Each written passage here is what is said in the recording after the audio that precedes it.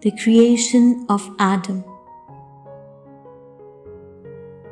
When the Maker willed the birth of mankind into existence, to see what He would do with good and evil, God commanded the angel Gabriel to take a handful of clay from the earth as a deposit that would have to be returned.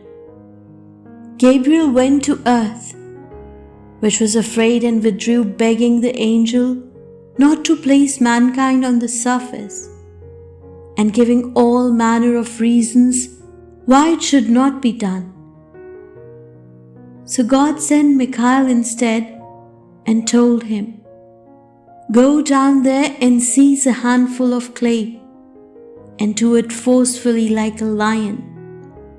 So Michael went and thrust his hand toward the earth to take up a piece of clay. But the earth trembled and recoiled again and shed many tears. Her breast burned with grief, and she begged earnestly to be spared, making Michael feel far too bad to do it by force. So he returned to God as Gabriel had, and said, "For the earth cried and wailed like nobody's business," and he felt bad. So he too was unable to do the deed. So God sent Seraphim instead. But the same thing happened. The earth wailed and groaned in utter discomfort, begging Seraphim to desist and not fulfill his quest, for he was the angel of mercy, and he should be merciful now.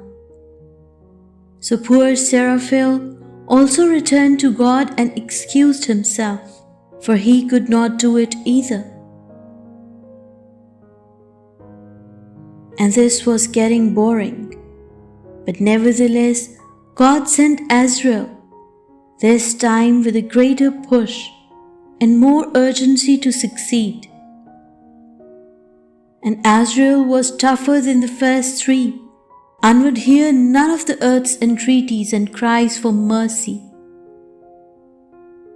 Azrael explained carefully that there was no way God's command could be avoided, and the clay was needed for the creation of mankind. The earth should simply give in and obey, for it was not Azrael's wish, but God's wish. It was not a matter of personal will, but of the will of God. But the earth remained suspicious and would not accept. For the earth knew that she would not be ruled or honored or provided by any less than God Himself. "Don't ask me again," said the earth to Azrael. "Don't ask me to take on your quest. I am slave to no one but Him, the one who raised dust from the sea. My ear is deaf to all words but His. He is dearer to me than my own sweet soul, the soul that came out from Him. I am deaf and dumb and blind to all but Him, for I am as the spear in His hand."